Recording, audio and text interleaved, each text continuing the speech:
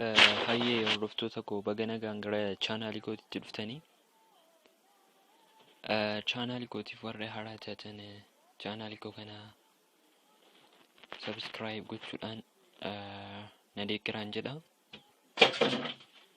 Har'a ammoo wanti ani qabadhee dhiyaadhe akkamittiin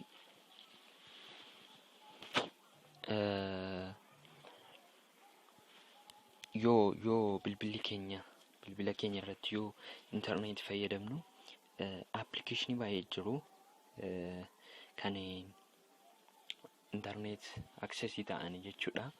Internet access warra ta'an kun osoo nuyi fakkeenyaaf YouTube fayyadamnu messaging Telegram dhufee nu rabbasha jechuudha. Osoo nuyi Telegram fayyadamnu notification FB wanta illee Opera maal dhufanii nu jeequ jechuudha. Kanaafi kan biraa ammoo birris yookaan maallaqa keenya infixu jechuudha. Warri kun amma nuyi warra sana fayyadamaa irra garuu nuyi warri kun ammanatti messaging gaafa galu maallaqa keenya lakkaa jira jechuudha.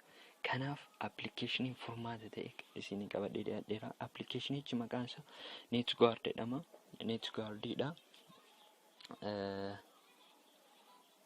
NetGuard kana akkamittiin akka fayyadamtanudha jechuudha. Amma kan isin agarsiisu jalqabarra applicationicha irra galchu. Applicationicha irra galchanii booda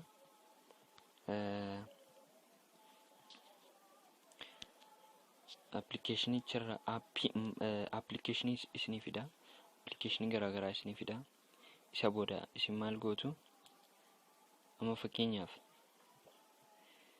Opera Mini, Mobograamii, Phoenix wantoonni jedhaman kun internetii barbaadu waan ta'eef an kan hin fayyadamuu barbaade qofaan bana jechuudha. Fakkeenyaaf an amma Mobograamii fayyadamuu barbaade Opera Mini fayyadamuu barbaadu taanaan Opera Minis cufee Mobograamii qofaan bana yoo isa mobile dataadhaan fayyadamnu ta'e. Garuu immoo kan wifi yoo ta'e immoo isas cufeen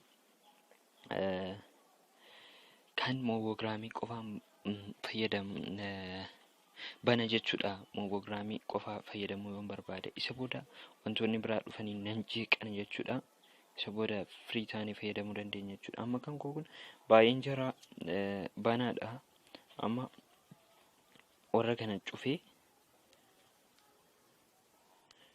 akka jarri hin jeeqne gochuun hin danda'a jechuudha. Amma ajaja kootiin alatti deemuu hin danda'ani jechuudha. Kanaaf nan cufa jechuudha. Kan hin fayyadamuu barbaade qofaadha kan hin banu. Kana jechuudha. Hiriyoota koo barnoonni koo har'aas kanuma waan na wajjin turtaniif galatooma.